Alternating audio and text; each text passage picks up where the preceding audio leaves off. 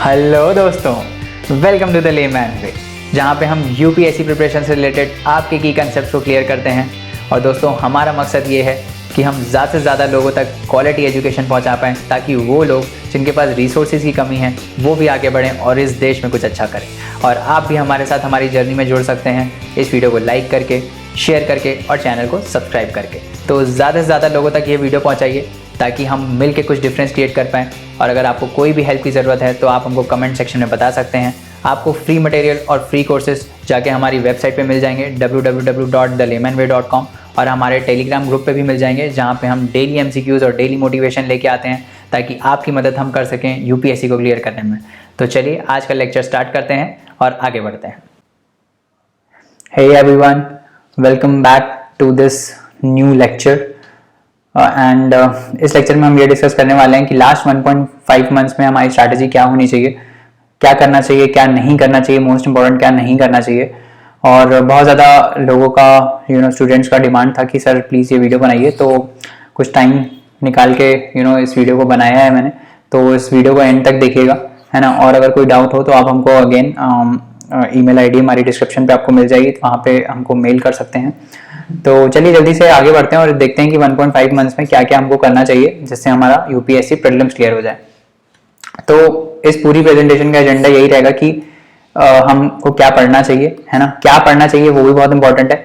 क्या कौन कौन से इंपॉर्टेंट टॉपिक्स हैं वो हम कैसे डिड्यूस करेंगे, कौन कौन से इंपॉर्टेंट टॉपिक्स हैं जो हमको स्पेशली फोकस करना है लास्ट 1.5 मंथ्स में। आप पूरा कोर्स रिवाइज करना थोड़ा मुश्किल रहता है ना। तो अगर मेन बहुत कम टाइम में मेन ही चीजें रिवाइज करनी है तो कैसे हम देखेंगे क्या रिवाइज करना है। टेस्ट सीरीज का इंपॉर्टेंस हम समझेंगे कि भाई टेस्ट सीरीज लगाना क्यों इंपॉर्टेंट है और टेस्ट सीरीज कैसे लगानी है, ये भी बहुत इंपॉर्टेंट है। सिर्फ क्वेश्चन करने से कुछ नहीं होने वाला है ना। क्वेश्चन करते रहोगे बैठ के कुछ नहीं होने वाला है। ऐसे 10,000 क्वेश्चन कर लो, कुछ नहीं होगा। उसको कैसे करना है दैट इज वेरी इंपॉर्टेंट। उसके बाद सीसैट पेपर 2 के लिए कैसे पढ़े, है ना, वो बताने वाले हैं। और फिर एंड में रिवीजन हम करेंगे, एट अ ग्लांस कर लेंगे क्या क्या हमने इससे सीखा, है ना। तो जल्दी से चलिए आगे बढ़ते हैं और सबसे पहले देखते हैं कि क्या पढ़े हम इसमें। सबसे पहले तो ये इंपॉर्टेंट है कि हमको पढ़ना क्या चाहिए आखिरी 1.5 मंथ में। तो इसके लिए जो हमारा मेजर सोर्स है दो आर PYQs। हमेशा मैं बहुत ज्यादा स्ट्रेस करता रहता हूँ कि PYQs बहुत इंपॉर्टेंट है, क्योंकि एक्चुअली बहुत ज्यादा इंपॉर्टेंट है ना। तो PYQs are very very important. तो मैंने तो क्या किया था, मैंने जैसे मान लो मैं पॉलिटी के पिछले 20 साल के 25 साल के क्वेश्चन लगा रहा हूँ, है ना। तो मैंने ये देख लिया था कि क्वेश्चन किसके टॉपिक से आ रहे हैं। तो जैसे फॉर एग्जाम्पल मैंने ये सारे अगली कुछ स्लाइड्स में सारे टॉपिक्स जॉट डाउन किए जो पिछले पास्ट 20-25 ईयर्स में मेन फोकस रहा है। जैसे इलेक्शन का प्रोसेस, है ना, constitutional amendment, fundamental rights, DPSP, है ना, 42nd अमेंडमेंट, 44th अमेंडमेंट, इन सब पे क्वेश्चन पूछे जा चुके हैं, ना। उसके बाद लोकपाल लोकायुक्त पे क्वेश्चन आ चुके हैं। इलेक्शन मेथड्स जो हैं FT, first pass the post and proportional representation, उस पर क्वेश्चन पूछे जा चुके हैं। ज्यूरिसडिक्शन, हाई कोर्ट्स बहुत इंपॉर्टेंट है, कोर्ट्स पे क्वेश्चन पूछे जा चुके हैं। शेड्यूल्स ऑफ द कॉन्स्टिट्यूशन पे पूछे जा चुके हैं क्वेश्चन, है ना। अर्बन लोकल बॉडीज, पंचायती राज इंस्टीट्यूशंस, है ना। और प्रेसिडेंशियल इलेक्शंस कैसे होते हैं, ये सब पे क्वेश्चन पूछे जा चुके हैं। उसके बाद प्रीएम्बल हो गया हमारा, कंटेम्प्ट ऑफ कोर्ट क्या होता है ये कंसेप्ट पूछा जा चुका है। शेड्यूल्स मैंने बता ही दिया आपको, है ना। कौन कौन से फीचर्स हमने बोरो की हैं, कंपैरिजन पूछा जा चुका है। इंडिया और US के कॉन्स्टिट्यूशन में क्या क्या कंपैरिजन है, ठीक है। तो फीचर्स पूछे जा चुके हैं, क्या क्या चीजें हमने बोरो करी हैं। मेजर जो बॉडीज हैं, NHRC हो गया, है ना, और नेशनल कमीशंस पे क्वेश्चन पूछे जा चुके हैं, ठीक है। मनी बिल पे क्वेश्चन आ चुका है, अटॉर्नी जनरल पे क्वेश्चन आ चुका है, कैग, ये सब जितनी इंपॉर्टेंट पोस्ट है, प्रेसिडेंट, वाइस प्रेसिडेंट, PM, है ना, CM, है ना, गवर्नर, ये सब आपको मालूम होना चाहिए। हाई कोर्ट के जज, हाई कोर्ट और सुप्रीम कोर्ट के जज, कोर्ट्स इन ओवरऑल पे क्वेश्चन पूछे जा चुके हैं। रिमूवल ऑफ सुप्रीम कोर्ट जज कैसे होता है, क्या क्या कंडीशन होती है, क्वालिफिकेशन की क्या क्या कंडीशन होती हैं, इन सब पे क्वेश्चन पूछे जा चुके हैं, ना। तो ये सब बहुत इंपॉर्टेंट है। उसके बाद ऑर्डर ऑफ प्रेसिडेंस पे क्वेश्चन पूछा जा चुका है कि सबसे ऊपर कौन होता है। जैसे मान लो सबसे ऊपर प्रेसिडेंट होता है, प्रेसिडेंट के बाद कौन आता है, वाइस प्रेसिडेंट आता है क्या, फिर उसके बाद कौन आता है, PM आता है क्या। इस टाइप से ऑर्डर ऑफ प्रेसिडेंस पे भी क्वेश्चन पूछा जा चुका है। फाइनेंस कमीशन पे क्वेश्चन आ चुका है ना। आर्टिकल्स कुछ बहुत ज्यादा इंपॉर्टेंट है। देखो हमें क्या करना है ना, जो आर्टिकल्स पूछे जा चुके हैं या ऑप्शन में थे वो बहुत इंपॉर्टेंट है। तो ये मैंने लिस्ट डाउन कर दिए हैं, ये सारे आर्टिकल्स। इन सारे आर्टिकल्स को आप आराम से, इसका PDF आपको शेयर हो जाएगा। इन सारे आर्टिकल्स को आप आराम से बैठ के एक बार ग्लैंस कर लेना। 349, 350, 350A, 351, है ना, जो मदर टंग या हिंदी के प्रमोशन से रिलेटेड है। 257, 258, 355, 358, ये सब एक बार पढ़ लेना, ये मतलब जो आर्टिकल्स हैं सारे नहीं भी पढ़ रहे हो तो ये वाले थोड़े आर्टिकल्स पढ़ लेना। कैग, पार्लियामेंट की फंक्शनिंग कैसे होती है ना, अकाउंट्स, जो पार्लियामेंट्री कमेटीज होती हैं उन पे क्वेश्चन आ चुके हैं, public accounts estimate, public undertakings, petitions, इन सब पे क्वेश्चन आ चुके हैं, है ना। उसके बाद स्टेट और लोकल बॉडीज में रिलेशन कैसा होता है, प्रोविजंस कौन कौन से होते हैं, पेसा एक्ट पे, पेसा एक्ट इंपॉर्टेंट है, ठीक है, और कि कौन कौन से वॉलंटरी प्रोविजंस होते हैं, कौन कौन से कंपलसरी होते हैं, कौन कौन से स्टेट को देने ही होते हैं, कौन कौन से नहीं देने होते हैं, कितने सब्जेक्ट्स होते हैं, ये सब पे क्वेश्चन आ चुका है। रिप्रेजेंटेशन ऑफ पीपल्स एक्ट पे क्वेश्चन आ चुका है। अमेंडमेंट जैसे कि मैंने बताया 42nd एंड 44th बहुत इंपॉर्टेंट है। फिर 93rd, 6th, 13th, 38th, 7th, 31st, 11th, 42nd, 88th, इन सब अमेंडमेंट्स पे क्वेश्चन आ चुके हैं, ठीक है। डीपीएसपी है ना। उसके बाद इलेक्शन कमीशन पे क्वेश्चन आ चुके हैं, चीफ इलेक्शन कमिश्नर पे क्वेश्चन आ चुके हैं। Article 143, no confidence motion, structure of judiciary कैसा है, इन सब पे क्वेश्चन आ चुके हैं। इंडियन पार्लियामेंट की वर्किंग मैंने बताई दी आपको कैसे होती है। मेजर बॉडीज जैसे सीवीसी, सीबीआई है ना, इन सब पे क्वेश्चन आ चुका है।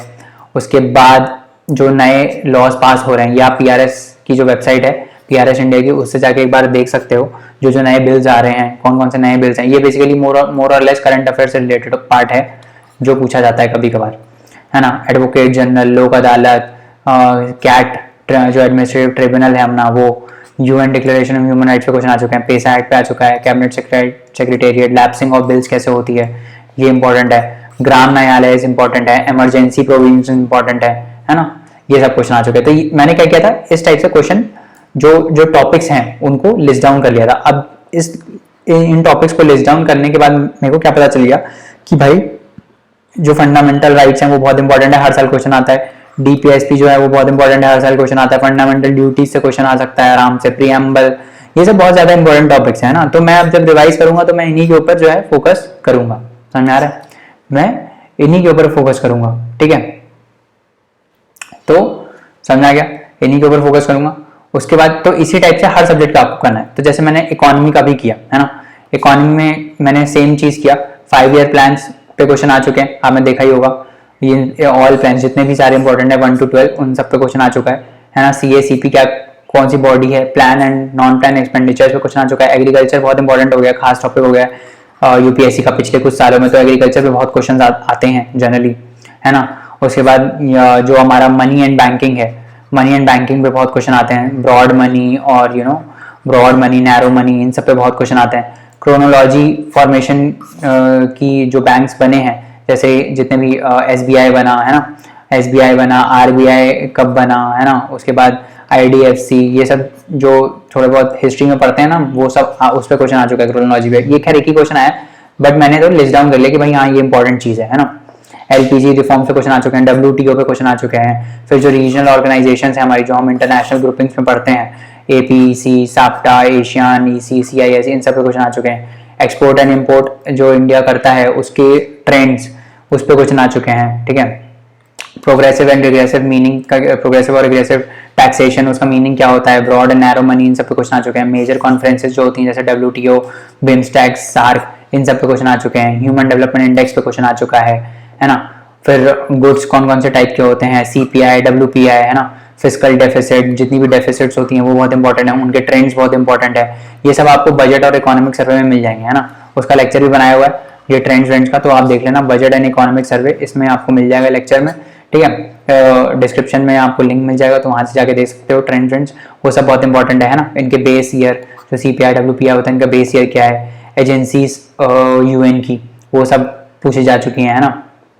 उसके बाद मेजर रिपोर्ट्स, है ना। आरबीआई फंक्शन कैसे करता है, ट्रेंड्स मैंने बता दिया, डब्ल्यूपीआई सीपीआई बता दिया, है ना। फिर मिनिस्ट्रीज जो है गवर्नमेंट ऑफ इंडिया की, है ना, जैसे फाइनेंस मिनिस्ट्री के अंदर डिफरेंट डिपार्टमेंट्स हैं। डिपार्टमेंट ऑफ रेवेन्यू, है ना, डिपार्टमेंट ऑफ एक्सपेंडिचर, डीपाम, तो ये सब क्या करते हैं, इन सब पे ये भी इंपॉर्टेंट है, ठीक है। एफआरबीएम एक्ट पिछले साल ही क्वेश्चन आया, तो एफआरबीएम एक्ट भी इंपॉर्टेंट है, और पहले भी आ चुका है एफआरबीएम एक्ट पे क्वेश्चन, है ना। रीजनल ग्रुपिंग्स इंपॉर्टेंट है। फूड गेन प्रोडक्शन कितना कितना है, कौन कौन सा में इंडिया लीडिंग प्रोड्यूसर है ना। मैं पूछता भी रहता हूँ अपने लेक्चर्स में, कौन कौन सा लीडिंग प्रोड्यूसर है इंडिया, किस किस चीज़ों में, किस चीज़ों में एक्सपोर्ट सबसे ज़्यादा इंडिया करता है ना, किस चीज़ों में इंडिया इंपोर्ट सबसे ज़्यादा करता है। तो ये सब भी जो टॉपिक्स हैं वो इंपॉर्टेंट है, समझ में आ रहा है। Figures of major things, GDP, production of food grains, export import, इन सब के ट्रेंड्स और जो डेटा है वो आपको याद रहना चाहिए, ठीक है। कमेटीज कौन कौन सी थी न्यूज़ में, है ना, जो डिफरेंट कमेटीज बनती रहती हैं वो सारी इंपॉर्टेंट है। मेजर ऑर्गेनाइजेशन जैसे ओपेक, एपीईसी, ये सब इंपॉर्टेंट है। 5 ईयर प्लान्स की हिस्ट्री, बहुत बार क्वेश्चन पूछा जा चुका है, वो भी बहुत ही फ्रीक्वेंटली, 2-3 बार क्वेश्चन आ चुका है 5 ईयर प्लान्स के ऊपर, ठीक है, तो इंपॉर्टेंट हो जाता है ना। यूरोपियन कमीशन, है ना, नेशनल इन्वेस्टमेंट फंड, ये वो इंपॉर्टेंट है। फाइनेंस कमीशन की रिकमेंडेशन, जो अभी 15th फाइनेंस कमीशन आई है, उसने डिवोल्यूशन 41% कर दिया है। तो ये 41% जो इन्होंने किया है, ये क्यों किया है, कौन कौन से फैक्टर्स होते हैं, इनकम डिस्टेंस होता है ना, इनकम डिस्टेंस होता है, कौन कौन से फैक्टर में कितना कितना परसेंटेज एलोकेशन है, ठीक है, पॉपुलेशन कौन से ईयर की ली जा रही है, ये सब आपको देखना है। एरिया पे कितना वेटेज है, टैक्सेशन को कितना वेटेज दिया गया है, डेमोग्राफिक परफॉर्मेंस को कितना वेटेज दिया गया है, तो ये सब आपको बाय हार्ट पता होना चाहिए। समझ में आ रहा है, ये सब इंपॉर्टेंट है। इंडेक्स ऑफ 8 कोर इंडस्ट्रीज, ये इंपॉर्टेंट है। ऑर्गेनाइजेशन जिसका इंडिया मेंबर है, क्या इंडिया एपीईसी का मेंबर है, क्वेश्चन पूछा जा चुका था पहले भी, नहीं है मेंबर, ठीक है, तो इस टाइप के क्वेश्चन जो है वो पूछे जाते हैं। समझ में आ गया। तो इस टाइप से आपको ये पता लगाना है कि क्या क्या क्वेश्चन, क्या क्या टॉपिक्स पे फोकस बहुत ज्यादा है एग्जामिनर का, या फिर यूपीएससी का क्या क्या चीजों पे बहुत ज्यादा फोकस है।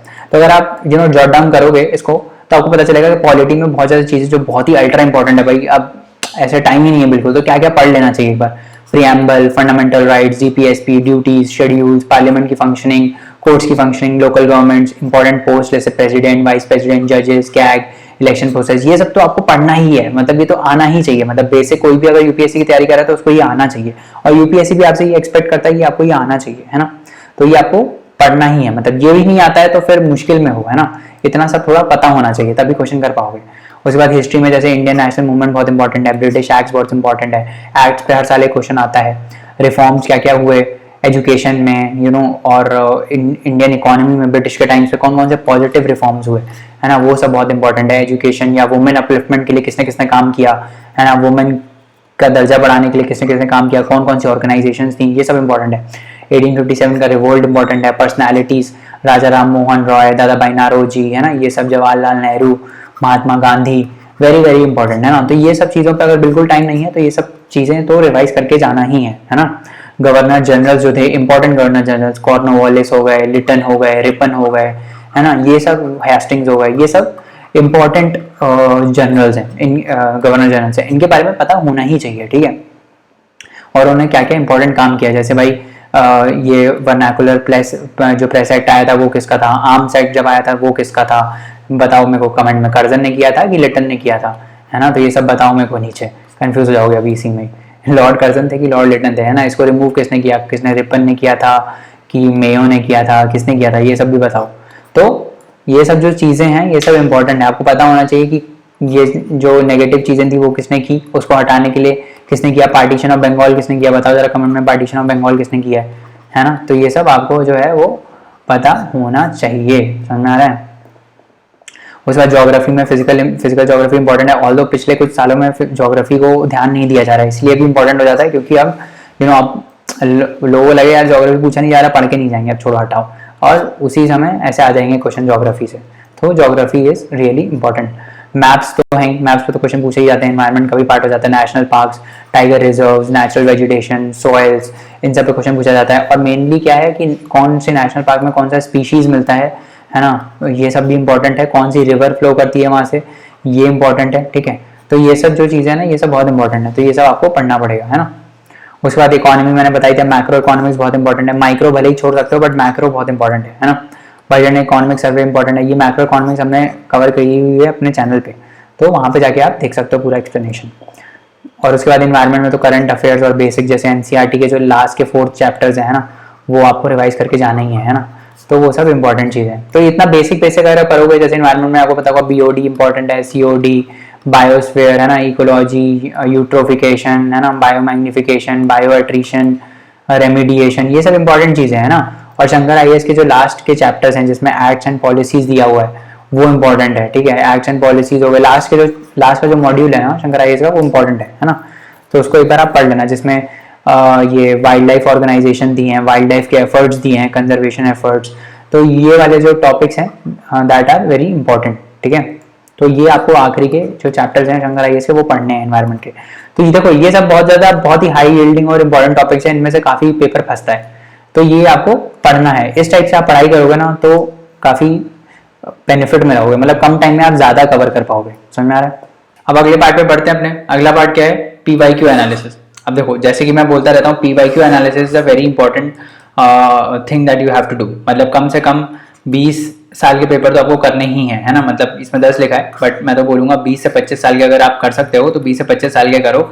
उसके ऑप्शंस को अच्छे से एनालाइज करो, है ना, और कम से कम 3-4 बार उसको रिवाइज करो। अब क्या मतलब है इसका, क्यों ये इस पे मैं बहुत ज्यादा स्ट्रेस क्यों दे रहा हूँ? क्योंकि देखो, यूपीएससी पहले पूछ चुका है इस टाइप के क्वेश्चन, है ना, उनका ट्रेंड वैसा ही रहता है, उसी टाइप के ही क्वेश्चंस वो पूछते हैं। इससे क्या पता चलता है आपको? पीवाईक्यू को एनालिसिस करने से आपको क्या ये पता चल जाता है कि इंपॉर्टेंट टॉपिक्स क्या हैं। जैसे कि हम पीछे बात कर रहे थे ना कि भाई पढ़ना क्या है, ये इंपॉर्टेंट बात है ना, पढ़ना क्या है, सब कुछ थोड़ी पढ़ सकते हैं, है ना। तो हमको पता होना चाहिए कि सबसे ज्यादा इंपॉर्टेंट टॉपिक्स क्या है, स्पेशली इन 1 पॉइंट लास्ट आखिरी के 1.5 महीना जो है उसमें तो पता ही होना चाहिए कि सबसे ज्यादा इंपॉर्टेंट पार्ट क्या है। आप पूरा कोर्स नहीं रिवाइज कर सकते, मतलब कर लो, वेरी गुड, बट अगर आपके पास टाइम नहीं है तो मेजर फोकस किस पे रहना चाहिए? मेजर फोकस उन चीजों पे रहना चाहिए जो सबसे ज्यादा पूछी जाती है ना। क्योंकि अब अगर आप वही गलत करके आ गए, जो सबसे ज्यादा पूछा जा रहा है वही गलत करके आ गए, तो फायदा क्या हुआ इतना पढ़ने का, है ना।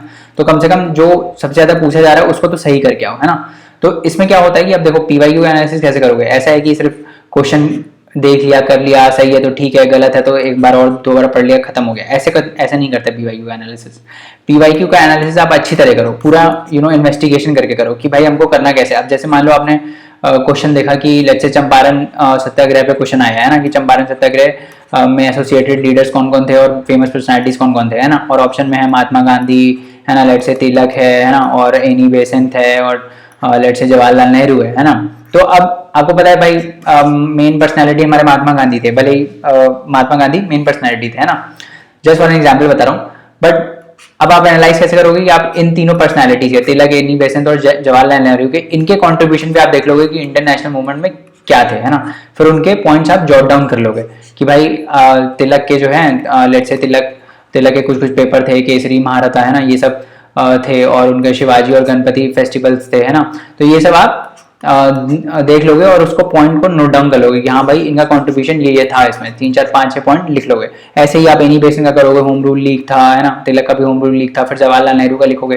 तो इस टाइप से आप ऑप्शंस को एनालाइज करोगे। क्योंकि देखो इंपॉर्टेंट क्या चीज है कि भाई देखो, ऑप्शन में तो महात्मा गांधी ठीक था, बट बाकी, अब इसका मतलब क्या है कि जैसे देखो बाकी ऑप्शन हैं, एनी बेसेंट है, तिलक है ना, और जवाहरलाल नेहरू है, ये हमको बता रहा है कि भाई यूपीएससी का जो फोकस है वो इन पे भी है, ऐसा नहीं है कि इन पे नहीं है, बट सिंस प्रायोरिटी में महात्मा गांधी जी थे तो उनके ऊपर क्वेश्चन आ गया।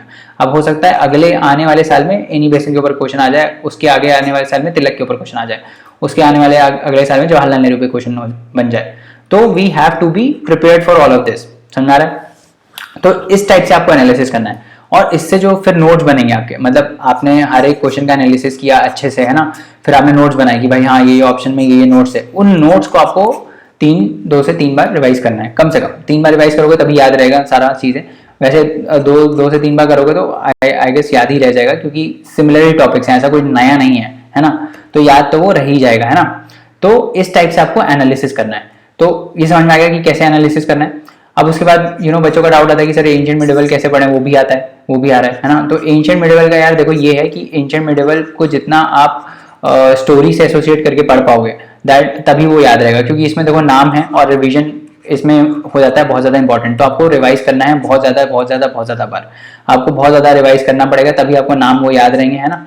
और अब इसमें अगर एंशिएंट मिडिवल बहुत ज्यादा टफ लग रहा है ना, बिल्कुल ही ऐसे लग रहा है कि यार नहीं समझ में आ रहा है या ऐसा कुछ, तो देखो 2-3 सीरीज हैं यूट्यूब पे, वो भी बहुत अच्छी हैं। एबीपी न्यूज़ की सीरीज है भारतवर्ष करके, वो आप देख सकते हो अपने फ्री टाइम में, अगर थोड़ा है तो, जैसे खाना वाना खा रहे हो तो वो सब देख सकते हो। तो उसमें क्या है ना, वो ये सब बताया है, अशोका का इन्होंने बताया है ना, चाणक्य का बताया है।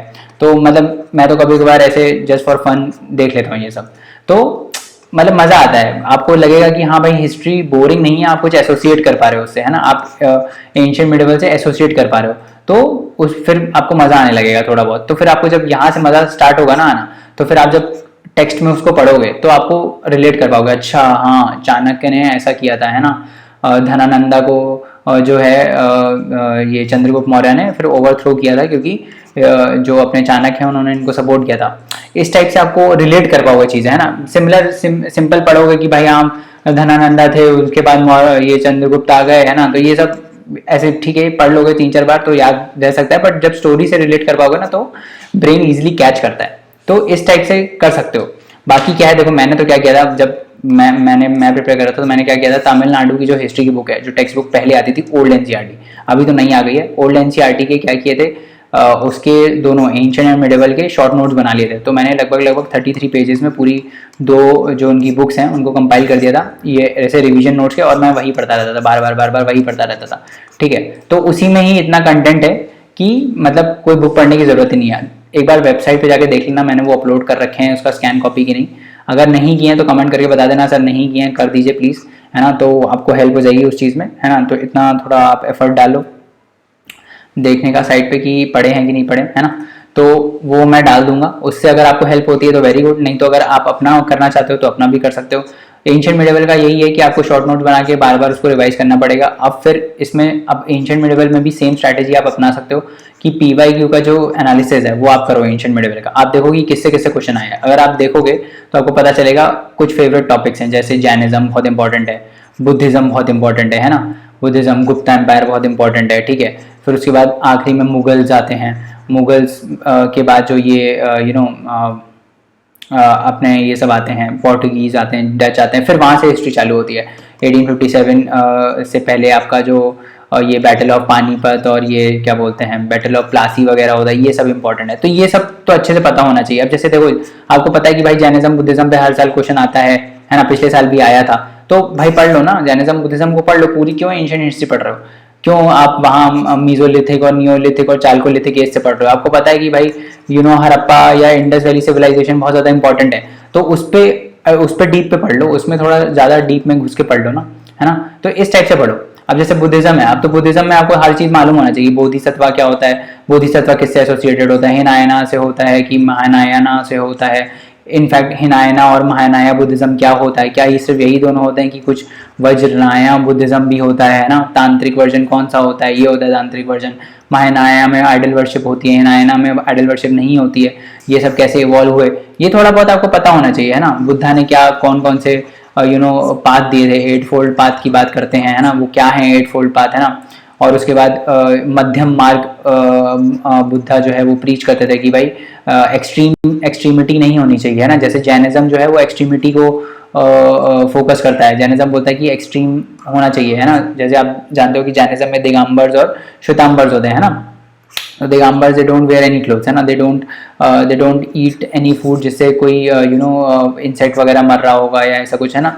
दे are very pure in that, है ना। तो ये this is extremity, right, this is extremity. तो बुद्धिज्म इसमें बिलीव नहीं करता है। बुद्धिज्म बोलता है कि भाई हम एक्सट्रीमिटी में आप नहीं जी सकते, आपको मध्यम मार्ग आना चाहिए, है ना ज़्यादा एक्सट्रीम ना ज़्यादा मतलब एकदम आलीशान, है ना। क्योंकि बुद्धा जो थे, अगर आप उसी में ही भारतवर्ष में ही मैंने देखा था ये, अगर आप बुद्धा के आप स्टोरी देखोगे कि गौतम बुद्धा एक्चुअली बुद्धा बने कैसे, तो बुद्धा जो थे वो पहले प्रिंस थे, राइट। उनको मतलब महल में रखा जाता था और चारों तरफ से लग्जरी थी, है ना। तो उन्होंने ये लग्जरी लाइफ भी देखी है, और फिर जब वो सन्यासी बन गए, है ना, जब सन्यासी बन गए तो उन्होंने वो एक्सट्रीमिटी भी करके देखा, कुछ खाया नहीं, मेडिटेशन करते रहे, है ना, ध्यान में मग्न रहे। तो तब उनको इन दोनों का देख के समझ में आया कि भाई ऐसा नहीं हो सकता, आपको मध्यम मार्ग ही अपनाना पड़ेगा अगर आपको जिंदगी अच्छे से जीनी है ना।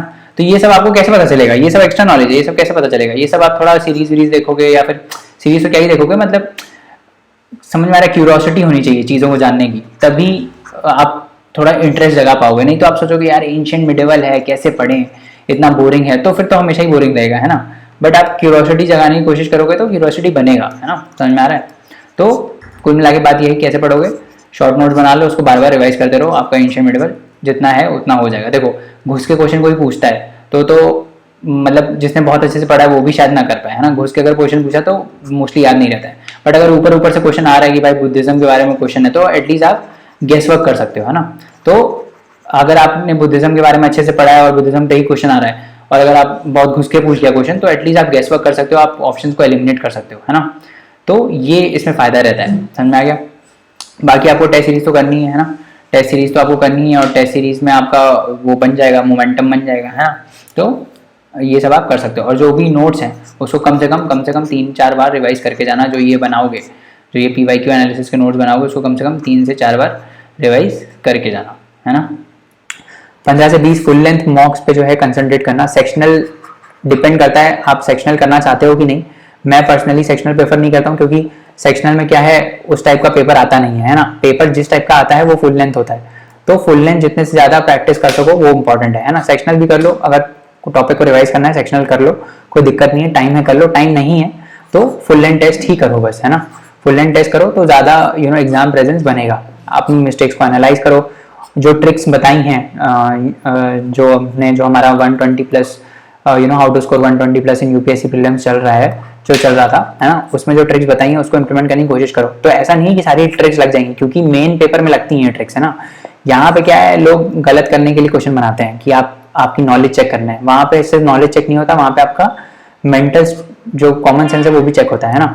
तो अगर ट्रिक्स नहीं लग रही है तो कोई दिक्कत नहीं है, ट्रिक्स वैसे थोड़ी बहुत लगती हैं, बट नहीं लगी तो ऐसे डिसहार्टन मत होना कि ट्रिक्स लग नहीं रही है ना, क्योंकि मेन पेपर में लगती हैं, ठीक है। उसके बाद पूरा पेपर कंप्लीट करने की कोशिश करो, और ऐसे ध्यान रखना कि भाई जब पेपर आए, है ना, तो ऐसा नहीं पहले क्वेश्चन से स्टार्ट कर दिया, ऐसा मत करना, है ना। पहले पूरा एक बार देख लो कि आपका जो स्ट्रेंथ है वो कहाँ पर है, उस हिसाब से पेपर करना है, ठीक है। तो टेस्ट सीरीज का इंपॉर्टेंस समझ में आ गया। टेस्ट सीरीज आपको देने हैं 15 से 20 टेस्ट, ठीक है। रिवीजन इज द की, जैसे कि मैं बोलता रहता हूँ, रिवीजन हमेशा आपको करते रहना है। जितनी बार रिवाइज करोगे, जितनी बार रिवाइज करोगे, उतना ज्यादा ब्रेन में रीइंफोर्स होगा, उतना ज्यादा आप अच्छे से रिकलेक्ट कर पाओगे, है ना। जो इंपॉर्टेंट टॉपिक्स हैं उनको रिवाइज करना। मैप्स, बजट, इकोनॉमिक सर्वे, ये सब जो हैं वो उस पर क्वेश्चन आते हैं, तो इनको भूल मत जाना करना, इसको भी कर लेना, है ना। तो और जो जिससे सबसे ज्यादा क्वेश्चन आते हैं, जैसे हिस्ट्री हो गया, पॉलिटी हो गया, इकोनॉमी हो गया, एनवायरमेंट हो गया, इन पर ज्यादा फोकस करके उसको पढ़ो। Science and tech, current affairs हो गए, करंट अफेयर्स से जो साइंस एंड टेक वाला पोर्शन है उसको पढ़ो, है ना। तो ये सब चीजें बहुत इंपॉर्टेंट है। तो सबसे ज्यादा जो मेजर इंपॉर्टेंट चीजें हैं आखिरी टाइम पे बस वही पढ़ना चाहिए, तो बहुत ज्यादा इंपॉर्टेंट है ना, ताकि कम से कम वो गलत ना हो आपका, है ना।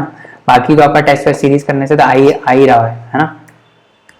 उसके बाद हम आते हैं सेकंड पेपर पे, सीसैट पेपर 2। अब सीसैट पेपर 2 को कैसे अप्रोच करना है, सिंस सीसैट पेपर 2 में हमको सिर्फ 66 मार्क्स ही लाने होते हैं 200 में से, है ना। क्वालिफाइंग पेपर होता है तो बहुत ही आसान होता है। पहली बात तो पता नहीं लोग क्यों इससे डरते रहते हैं, है ना। आप बिना पढ़े जाओगे तो भी हो जाएगा, बट स्टिल आपको 66 मार्क्स लाने, तो आपका स्ट्रैटेजी क्लियर होना चाहिए इसमें, है ना। आपको ये पता होना चाहिए कि आपका स्ट्रेंथ क्या है, क्या आपका स्ट्रेंथ क्वांट है। अगर क्वांटिटेटिव आपका स्ट्रेंथ है तो भाई पीछे जाके क्वांटिटेटिव से ही स्टार्ट करा करो। क्वांटिटेटिव में क्या होता है, अगर आप क्वेश्चन सॉल्व करो, आपका आंसर आ रहा है, तो मोस्ट प्रोबेबली वो सही होता है ना, वो सही होता है। तो उसमें क्या होता है, जितने आप क्वेश्चन करते हो ना वो एक्चुअली में सही होते हैं, ठीक है, और बहुत ही ईजी होते हैं। ऐसा कोई बहुत टफ आईआईटी का पेपर नहीं चल रहा होता है, तो बहुत ही नॉर्मल होते हैं क्वेश्चन, ठीक है। और नॉर्मल अगर कॉमन सेंस लगाओगे ना तो भी वो क्वेश्चन हो जाते हैं, है ना।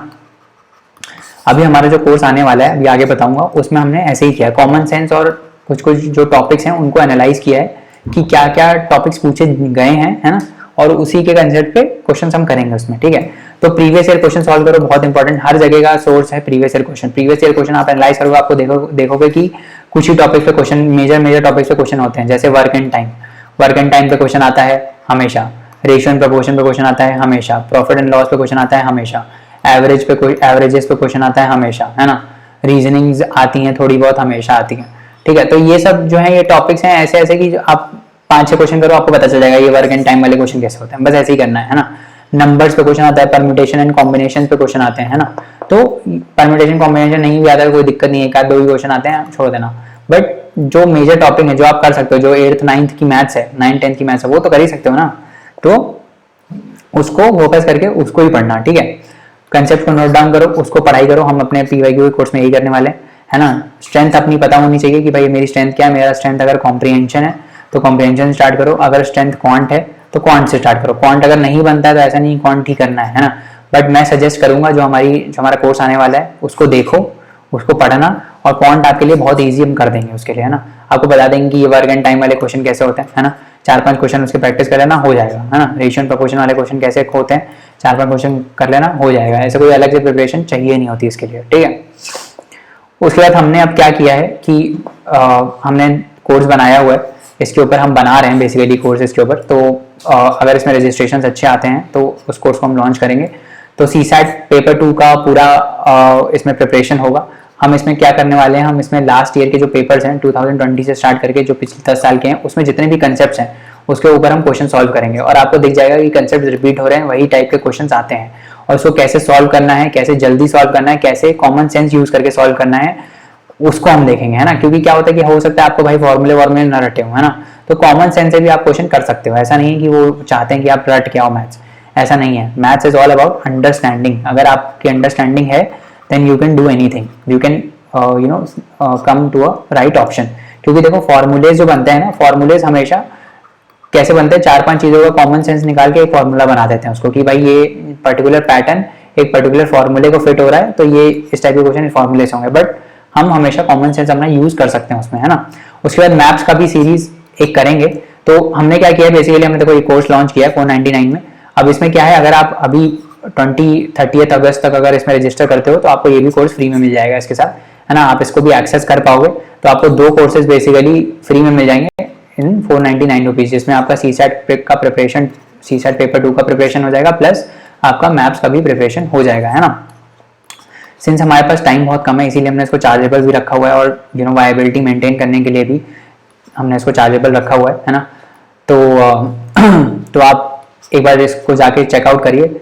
सिर्फ 50 सीट्स ही बची हैं, 50 सीट्स को ही, 50 लोगों को ही, 50 स्टूडेंट्स को ही हम लेंगे, ज़्यादा बड़ा बैच रखने नहीं वाले। सिर्फ 50 स्टूडेंट्स को ही एक्सेस मिलेगा इस चीज़ का, है ना। और 30 अगस्त तक ही है। 30 अगस्त तक अगर आप नहीं कर पाए तो फिर हम कोर्स तो चालू कर देंगे, बट रजिस्ट्रेशन इसके बंद हो जाएंगे, है ना। तो अगर आप चाहते हो कि सीसैट पेपर 2 में जो है मास्टरी करनी है ना, तो कोर्स को रजिस्टर कर लेना। और अगर नहीं चाहते हो तो खुद से भी प्रिपेयर कर सकते हो। ऐसा कोई हार्ड एंड फास्ट रूल नहीं है कि यही कोर्स लोगे तभी हो पाएगा, है ना, ऐसा कुछ भी नहीं है। तो ये सब उनके लिए जिनको बहुत ही बेसिक से पढ़ना है ना, बहुत ही बेसिक से पढ़ना है, बिल्कुल ही नहीं समझ में आता कि भाई कॉन्ट कैसे हैंडल करें, है ना। तो उनके लिए हमने ये कोर्स बनाया जिसमें हम पिछले साल के क्वेश्चंस को एनालाइज करके, है ना, उसी के जो कंसेप्ट हैं, जैसे मान लो वर्क एंड टाइम पे अगर क्वेश्चन आ गया, है ना। अब वर्क एंड टाइम पे 2020 पे भी क्वेश्चन आया है, 2019 पे भी क्वेश्चन आया है ना, 2018 पे भी क्वेश्चन आया, हर साल आता है क्वेश्चन, है ना। तो वर्क एंड टाइम पे हम सारे जो प्रीवियस ईयर है वो सॉल्व कर लेंगे। अगर आप ये पिछले साल के क्वेश्चन सॉल्व कर पा रहे हो तो बस प्रिपरेशन हो गया आपका सीसैट 2 का, है ना। उसके बाद इसको पढ़ाऊंगा मैं ही, है ना, तो मैं ही पढ़ा रहा हूँ इसको, तो चिल मारना, थोड़ा बहुत ही अच्छे से पढ़ाऊंगा, है ना। उसके बाद बस यही है, प्री रजिस्ट्रेशन 30 तक ओपन है इसके। अगर आपको रजिस्टर करना है तो आप कर सकते हो, नहीं करना है तो कोई बात नहीं, प्रॉब्लम नहीं है ना। और जितना जल्दी करोगे उतना अच्छा है, क्योंकि 1 सितंबर से सोच रहे हैं इसको स्टार्ट करने का, तो होपफुली विल स्टार्ट। और अगर देखो, अगर नहीं स्टार्ट करते हैं, अगर सीट्स जो हैं और एनरोलमेंट्स नहीं आते हैं, तो you will get your refund back, है ना, with in a day will refund you back. तो ऐसा कुछ भी नहीं है, योर पेमेंट इज सिक्योर, है ना। तो चिल मारना थोड़ा। उसके बाद अब हम देखते हैं कि एग्जाम के दिन करना क्या है, what do have to do on exam day, है ना। जो लास्ट दिन होता है, आज आपका एग्जाम है, आज 10 अक्टूबर अगर है, तो आप सुबह उठ के क्या करोगे। तो सबसे पहले तो एकदम रिलैक्स करना, है ना। ऐसा कोई प्रेशर लेने की जरूरत नहीं है, भाई एग्जाम है एग्जाम है एग्जाम है, ऐसा कुछ प्रेशर लेने की जरूरत नहीं है। आराम से थोड़ा रिलैक्स करना, मेडिटेशन करो, है ना। मेडिटेशन करना, सुबह जल्दी उठ जाना प्लीज़, कम से कम 6 बजे तो उठ ही जाना। मेडिटेशन करना, थोड़ा जंपिंग जैक्स वगैरह या फिर थोड़ा एक्सरसाइज कर सकते हो तो कर लेना, है ना। उसके बाद एकदम रिलैक्स करना, ठीक है। जब एग्जाम देने जाओगे, है ना, और ये अपनी चेकलिस्ट देख लेना, भाई एडमिट कार्ड है नहीं है ना, जो भी नॉर्मल चेकलिस्ट होती है यूपीएससी के लिए वो देख लेना। पेन ले रखा है कि नहीं, ब्लू पेन है कि नहीं है, ब्लैक पेन है कि नहीं है, पेंसिल है कि नहीं है, ये सब देख लेना एक बार, ठीक है। उसके बाद एडमिट कार्ड जरूर ले लेना, आइडेंटिफिकेशन वेरिफिकेशन अपना जो है आइडेंटिफिकेशन कार्ड वो ले लेना, ठीक है। उसके बाद जब पेपर होगा, पेपर जब स्टार्ट होगा, देख लेना घड़ी वड़ी चल रही है कि नहीं। ऐसा भी होता है कभी बार घड़ी चलती नहीं है ना। तो क्या बोलते हैं, जब पेपर दोगे, है ना, तो पेपर को ऐसा नहीं है कि पहले पेपर खोला और करने बैठ गया पहले क्वेश्चन से, ऐसा मत करना कभी भी, ठीक है। पहले पूरे पेपर को एक बार पलट के देख लेना कि किस किस टाइप के क्वेश्चन है। आपका जो स्ट्रेंथ है, हो सकता है आपका स्ट्रेंथ पॉलिटी हो सकता है आपका स्ट्रेंथ हिस्ट्री हो, है ना, उस टाइप के क्वेश्चन कहाँ है। अगर मेरा स्ट्रेंथ हिस्ट्री है तो मैं हिस्ट्री के थोड़े क्वेश्चन ढूंढूंगा और देखूंगा कि हिस्ट्री के क्वेश्चन क्या है। हो सकता है हिस्ट्री टफ हो, बट आई विल सी कि भाई मेरा हिस्ट्री वाला सेक्शन कहाँ है, ताकि आपका जो स्टार्ट हो रहा है वो स्टार्ट जो हो रहा है वो कॉन्फिडेंस के साथ हो, है ना। बहुत इंपॉर्टेंट होता है कि अगर आपने पहला क्वेश्चन आपने देखा और पहला क्वेश्चन ही आपको नहीं आता है, then your whole paper goes down, because आपका मोरल जो है वो नीचे हो जाता है। तो इंपॉर्टेंट है कि जो पहले आता है वो करो, और जो पहले आता है वो करो। कैसे करोगे, जब आप पूरा स्कैन करोगे चीज़ों को, कि भाई पूरा पेपर देख लेते हैं एक बार कि कहाँ पे क्या क्या क्वेश्चन है। अब जैसे मेरा स्ट्रेंथ पॉलिटी अगर है, मान लो my strength is polity personally, तो मैं पहले पॉलिटी के क्वेश्चन देखूंगा कि यार पॉलिटी के क्वेश्चन कहाँ है, पहले वो कर लेते हैं, तुरंत भी हो जाएंगे और मेरा कॉन्फिडेंस भी बढ़ जाएगा, है ना। तो स्कैन करो, देखो क्या आता है क्या नहीं आता है, उस टाइप से क्वेश्चन करो, है ना। पहले क्वेश्चन से कभी मत करना और ना ही आखिरी से कभी पेपर करना, ठीक है। क्योंकि जनरली क्या होता है, ट्रैप करने के लिए या तो शुरुआत में टफ क्वेश्चन होते हैं या तो आखिरी में टफ क्वेश्चन होते हैं, ठीक है। बीच में, क्योंकि पेपर कोई भी बीच से नहीं खोलता है ना, तो इसीलिए स्कैन करना बहुत इंपॉर्टेंट है। अपनी स्ट्रेंथ मालूम होनी चाहिए, है ना। ये आपको कैसे पता चलेगी? आपको पता चलेगी मॉक से, आपको पता चल जाएगा मॉक में सबसे ज़्यादा क्वेश्चन आपको किस टाइप के हो रहे हैं। हिस्ट्री के अगर हो रहे हैं तो हिस्ट्री आपकी स्ट्रेंथ है, पॉलिटी के हो रहे हैं तो पॉलिटी आपकी स्ट्रेंथ है ना। ऐसे ही कोई भी सब्जेक्ट के क्वेश्चन अगर आपसे ज़्यादा सही होते हैं तो दैट इज योर स्ट्रेंथ, है ना। तो उन क्वेश्चन को पहले टैकल करना, ठीक है। रिलैक्स करना, टाइमर के ऊपर अपना नजर रखना, एक क्वेश्चन पे बहुत ज़्यादा टाइम मत देना, नहीं आ रहा छोड़ के आगे बढ़ना, है ना। तो पहले अटेम्प्ट में वो क्वेश्चन कर लो जो आते हैं, है ना, जो आते हैं पहले वो कर लो और उनको जो है वो मार्क कर लो, है ना। उसके बाद सेकेंड अटेम्प्ट में जाओ और देखो कि जो डाउट वाले हैं जिसमें आपने 50-50 एलिमिनेट कर लिया है उनको जाके दोबारा करो, और जो बिल्कुल ही नहीं आता उसको अगर टाइम बचे आखिरी में तो ही करना बस, है ना, ठीक है। उसके बाद we are always helping, trying to help you out, कि भाई जितना हो सके हम हेल्प करें, है ना। तो आप हमारी वेबसाइट चेक कर सकते हैं www.thelaymanway.com पे, जहाँ हम अभी लाइव कोर्सेज भी स्टार्ट करने वाले हैं। तो लाइव स्ट्रीमिंग स्टार्ट होने वाली है वहाँ पे, मोस्ट प्रोबेबली देखते हैं अगर ये PYQ वाले कोर्स से स्टार्ट करेंगे तो PYQ वाले कोर्स से ही स्टार्ट कर देंगे, है ना। But we are trying to integrate the system into it. तो do check out the website, बहुत सारे फ्री कोर्सेज भी अवेलेबल हैं तो वो आप चेक कर सकते हो। और यूट्यूब पे भी हमारे काफ़ी कोर्सेज अवेलेबल हैं, इकोनॉमी का, ज्योग्राफी का, है ना, how to score 120+ in UPSC prelims, current affairs की सीरीज हमारी चल रही है अभी, गवर्नमेंट स्कीम्स की खत्म कर दी है हमने, बजट एंड इकोनॉमिक सर्वे आप देख सकते हो, है ना। तो ये सारे कोर्सेज जो हैं वो हमने ऑलरेडी चालू कर रखे हैं, तो इनको आप चेकआउट कर सकते हो, है ना। अगर अच्छे लगे तो आप और भी एनरोल कर सकते हो बाकी कोर्सेज में हमारी वेबसाइट पे। और if you want to get in touch with us you can WhatsApp us on this number और email us on this number as well as you can visit our website, वहाँ पे contact form भर के आप हमें contact कर सकते हैं, ठीक है। तो आई गेस काफ़ी समझ में आया होगा कि क्या करना है 1.5 मंथ्स में। तो रिकैप अगर हम करें तो आपको टेस्ट सीरीज सॉल्व करनी है ना, मेजर टॉपिक्स को रिवाइज करना है ना, रिवाइज करना है। जो टॉपिक्स आपके बहुत ही ज़्यादा PYQs में इंपॉर्टेंट आपको लगे हैं, है ना, उसको रिवाइज करना है। PYQs को अच्छे से एनालाइज करना है, टेस्ट सीरीज यानी अपनी स्ट्रेंथ निकालनी है और एग्जाम के दिन में आराम से रिलैक्स होकर पेपर देना है। This is not your end of life, पहली बात ये समझ लेना। UPSC की प्रिपरेशन ही अपने में बहुत ज़्यादा एनरिचिंग होती है, आपको बहुत ज़्यादा एक नया इंडिविजुअल बना देती है। आप चीज़ों को अलग नज़रिए से देखने लगते हो, सोसाइटी को अलग नज़रिए से देखने लगते हो। तो कभी भी ये मत समझा करो कि ये जो मैं चीज़ कर रहा हूँ ये मेरे से नहीं हो पाई तो मेरा टाइम वेस्ट हो गया। कोई भी चीज़ टाइम वेस्ट नहीं होती है ना, कोई भी चीज़ टाइम वेस्ट नहीं होती है, बिकॉज आपको हमेशा उससे कुछ लर्निंग मिलती है। आप ग्रो करते हो, आप एक बेटर इंडिविजुअल बनते हो हमेशा, एंड स्पेशली विद UPSC तो आपका बहुत ही ज़्यादा पर्सपेक्टिव वाइड हो जाता है उस चीज़ से, है ना। तो thank you very much for listening to this lecture, and you can enroll on our website, and please feel free to comment below if you have any questions, or you can mail us at queries@thelaymanway.com and we'll try to reply you back. Thank you so much. अगले lecture में मिलते हैं, और comment करके आप बता सकते हो अगला लेक्चर कौन सा चाहिए आपको। वी आर ट्राइंग कि हम करंट अफेयर्स का जो लेक्चर्स हैं वो कंटिन्यू करते रहें और इंपॉर्टेंट टॉपिक से लेक्चर्स बनाते रहें। बट स्टिल अगर आपको कुछ लगता है कि इस पे ये चीज़ आपको बॉदर कर रही है, ये चीज़ आपको समझ में नहीं आई है, तो आप कमेंट करके हमको बता सकते हो, उसके ऊपर हम लेक्चर बना लेंगे, है ना। तो हाँ, चलिए फिर अगले लेक्चर में मिलते हैं, है ना। तब तक के लिए बाय बाय, टेक केयर, अच्छे से पढ़िए, टेस्ट सीरीज दीजिए और crack the exam. Thank you so much, bye bye and take care.